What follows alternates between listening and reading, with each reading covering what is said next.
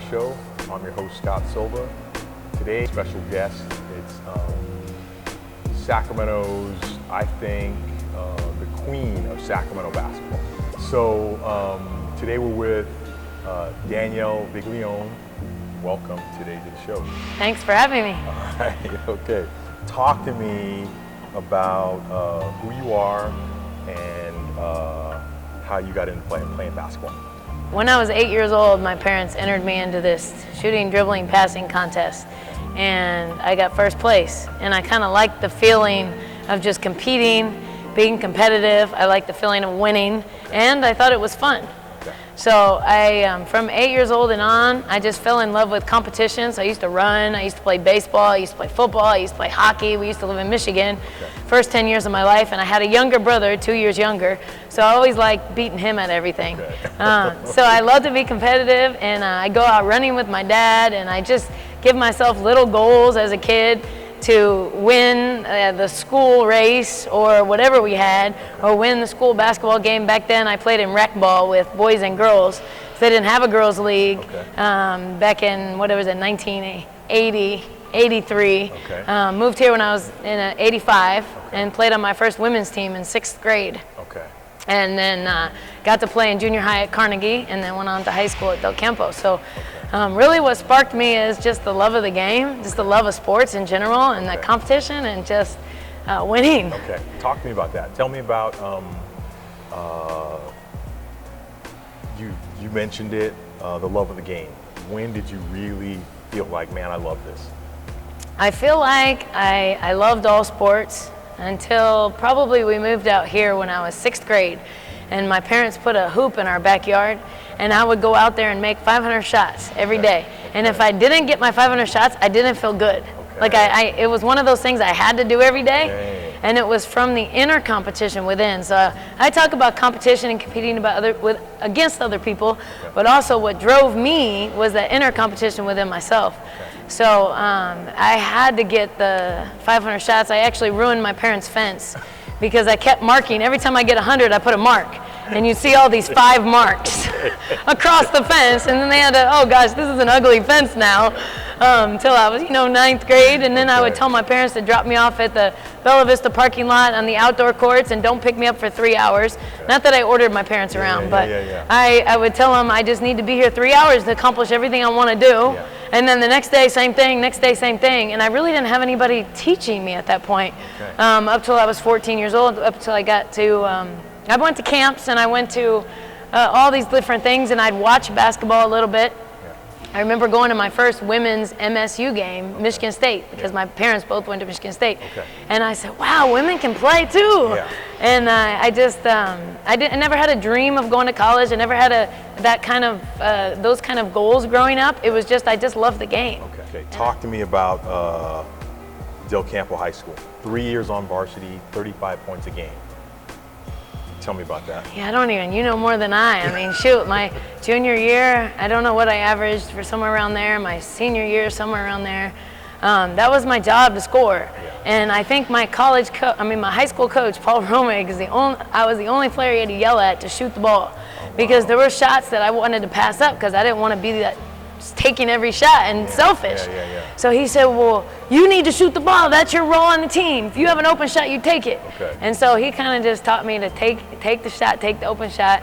And I had great teammates, obviously, great passers, great. We set a lot of screens, and for me to come off the screens. And that was my role, but everybody had their role. I feel like all of us on our high school team were just all hard workers, and we all competed, and we wanted to win. And I loved our group. I mean, my couple players now that I played with back then are still my best friends. With all of the things that you've accomplished, you inspire a lot of people. And that's part of your message, and that's part of your story.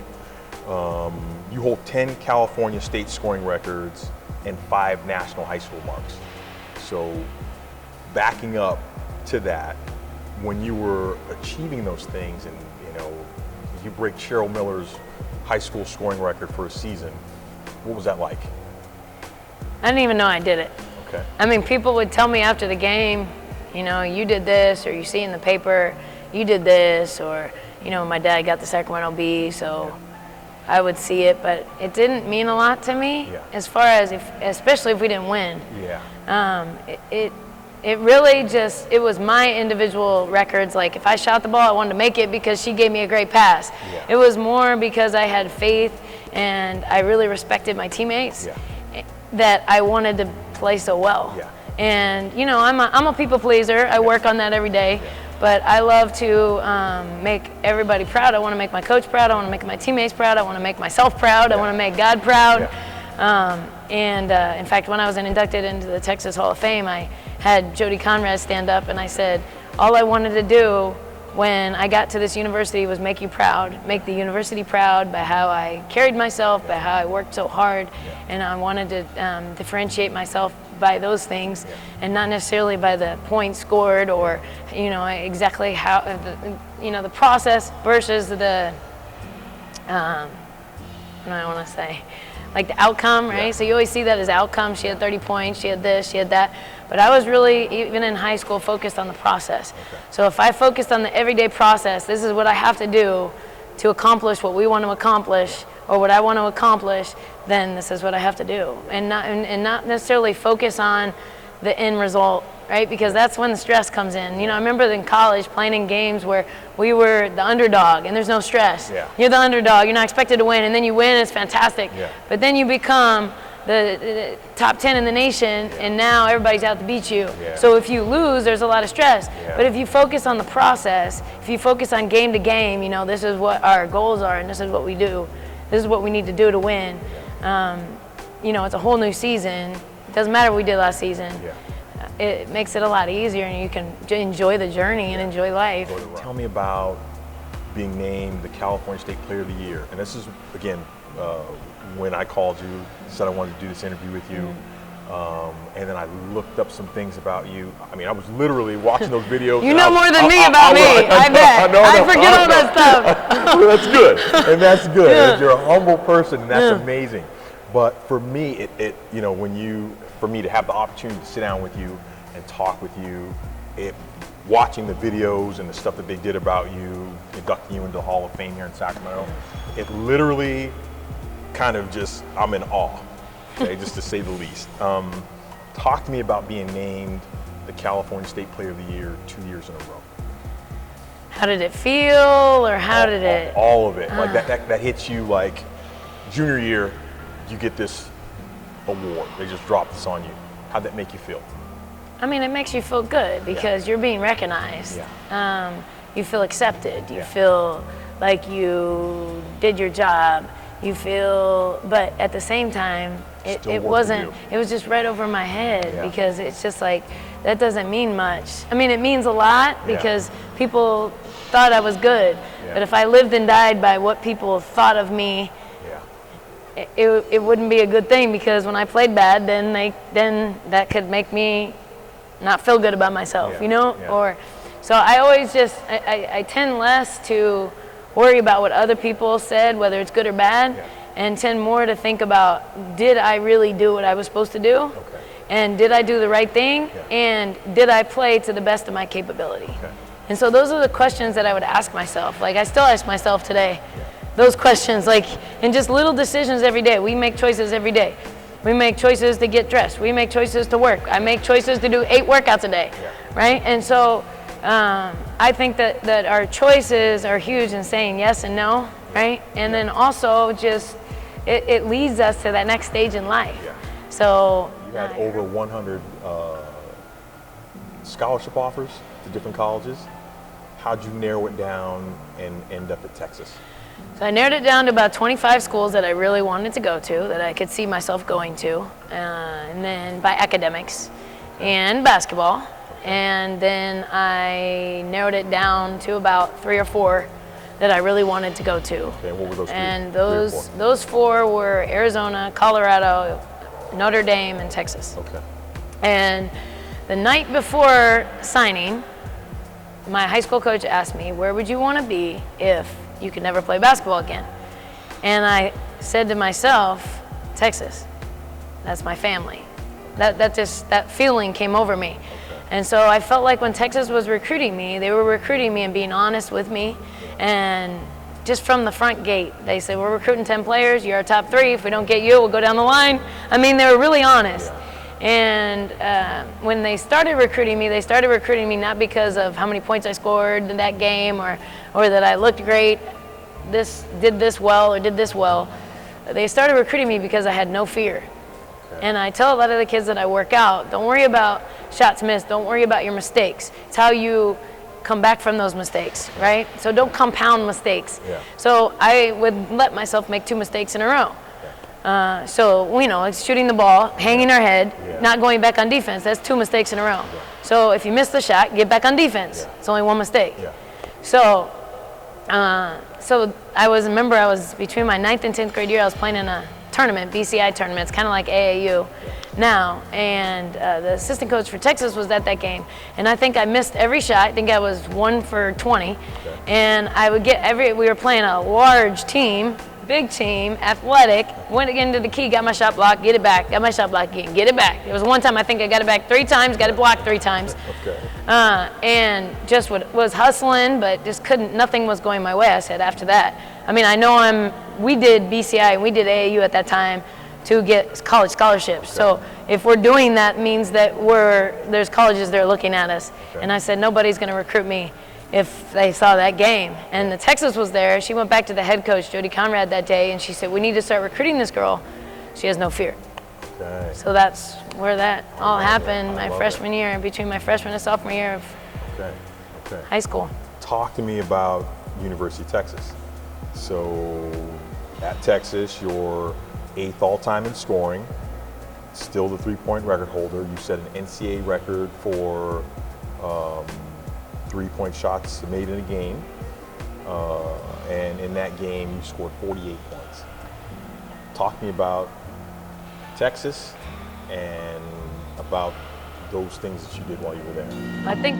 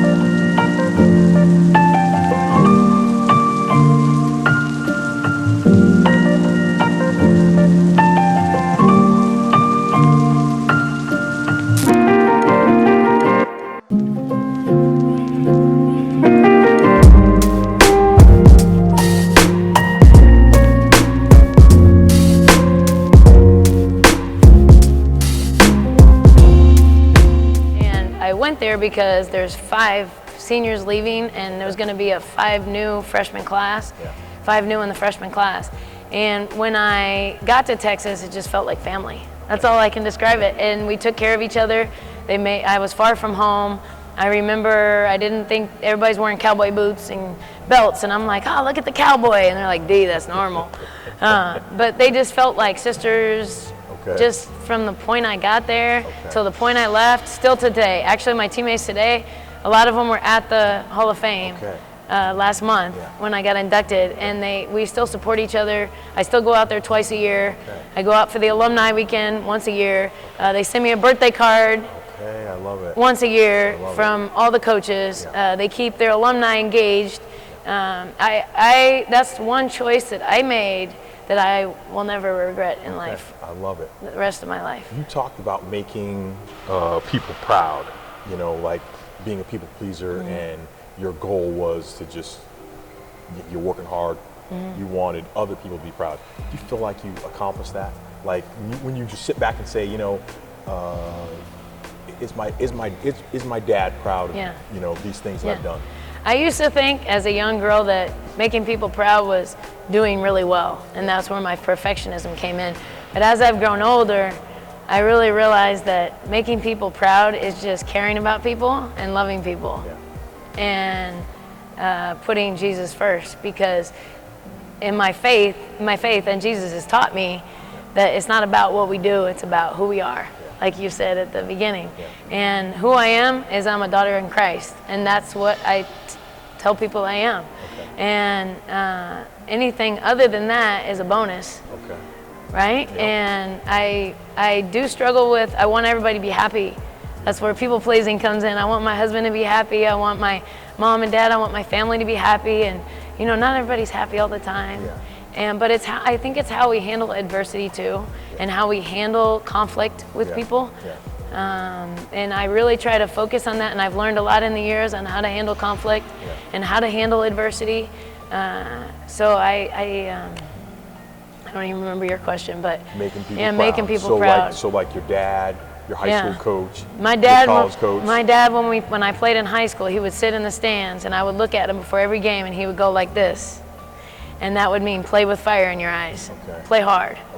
Leave it all on the court. And then he would get on me. He would walk, if I missed a lot of layups or missed a lot of shots or whatever, he would just not really have he wouldn't be too talkative that night. But I knew he was still proud because of the work that I put in. And just who I was as a daughter. And my mom tells me all the time to this day, in fact. Signing with the Monarchs, what was that like? I actually went through a grueling process. I went to the Combine, so I was one of the 15 seniors that year invited to go to the Combine, and I participated in the Combine, the first WNBA Combine, with people like Ruthie Bolton, people like Teresa Witherspoon, people like big-time players that way older, been playing overseas, way more experience, and I felt like I did terrible.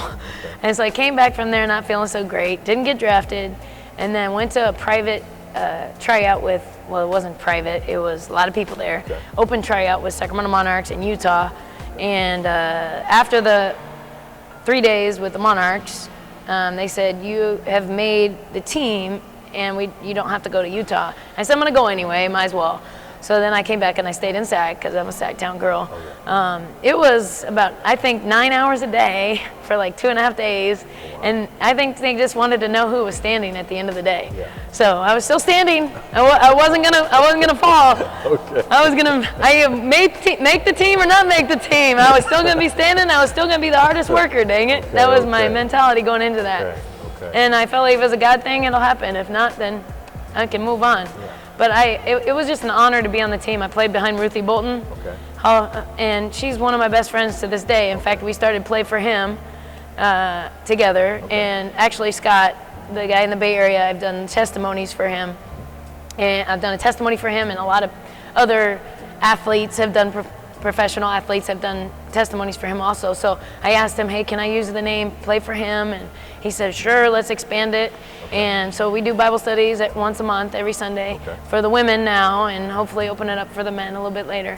But that's where my heart is. It's training on the court, but then it's also off the court, making sure these kids are okay in their hearts.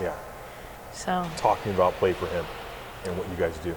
Play for him is something that I talked to Ruthie Bolton about, and I talked to Erica Ellis, actually Ty Ellis's wife, and they just loved the idea.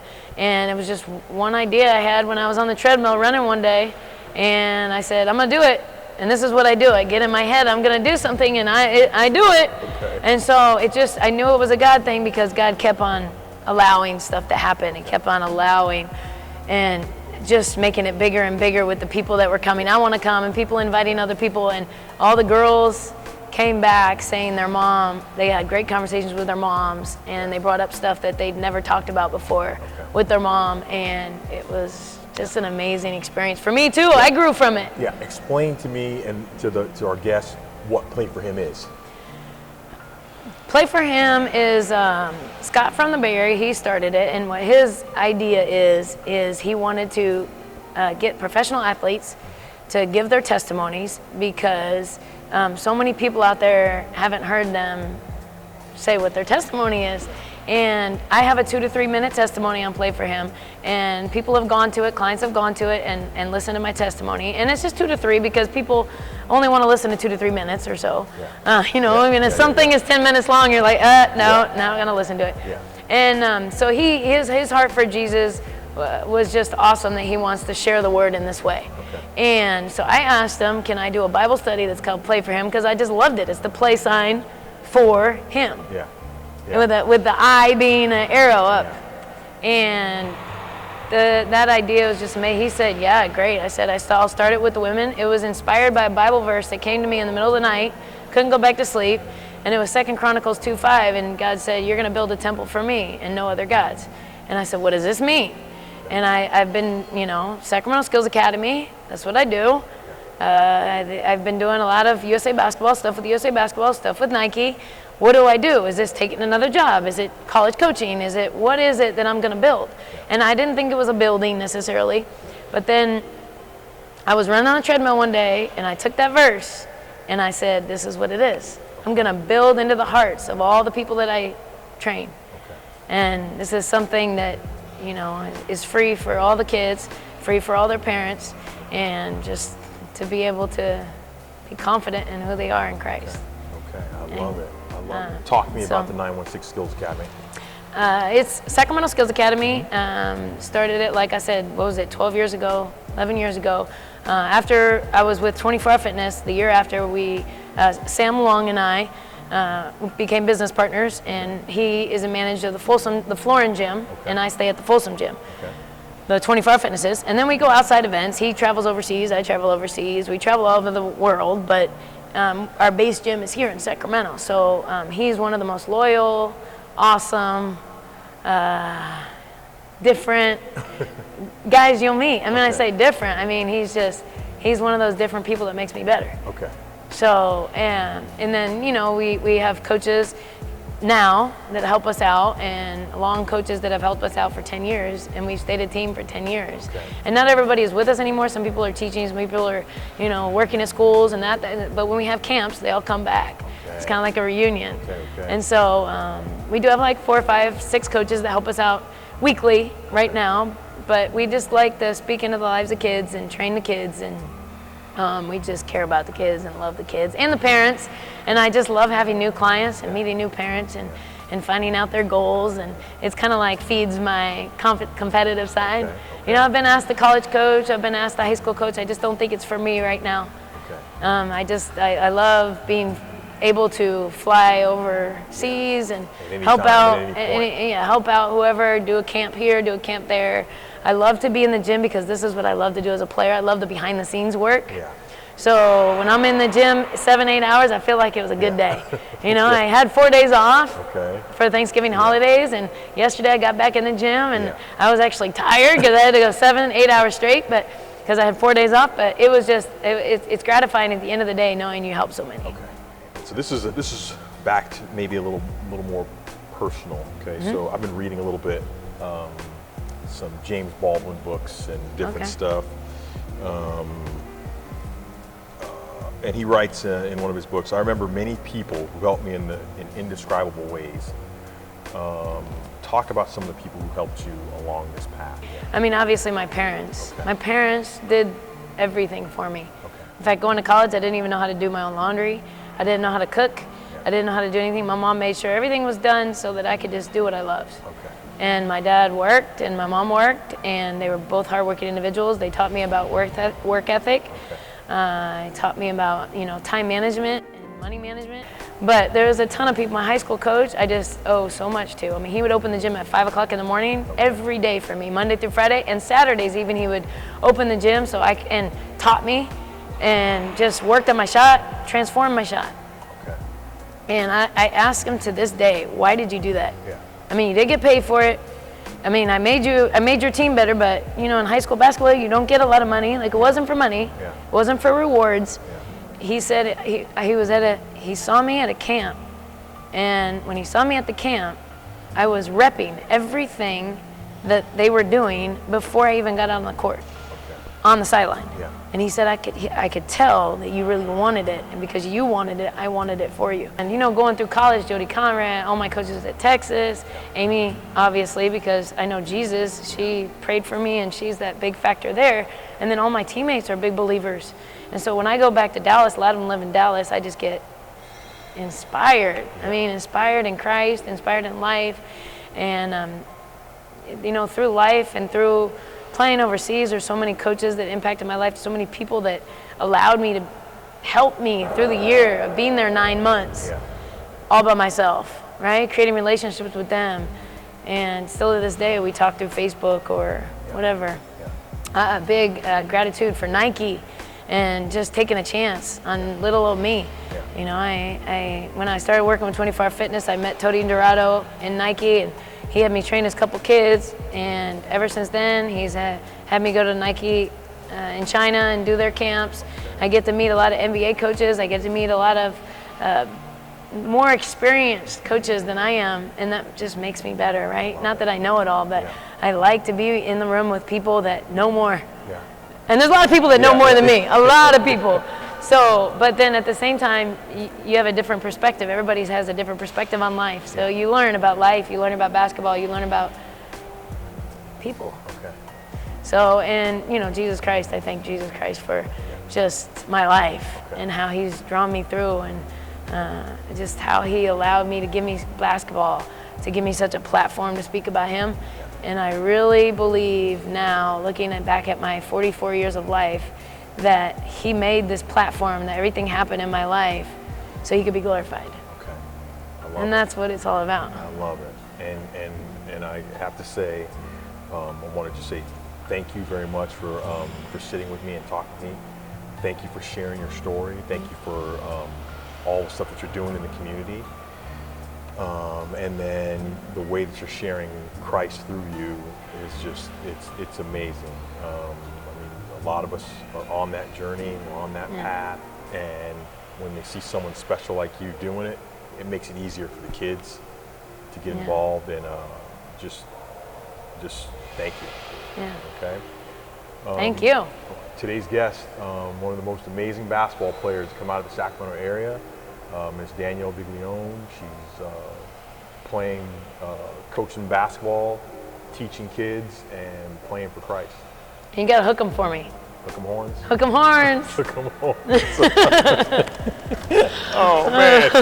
What? Oh, yeah, you're gonna be hooking them. Okay, hook 'em horns. Hook 'em horns. One time. One time. Austin. There it is. All right, thank you very much. All right, thank you. Absolutely.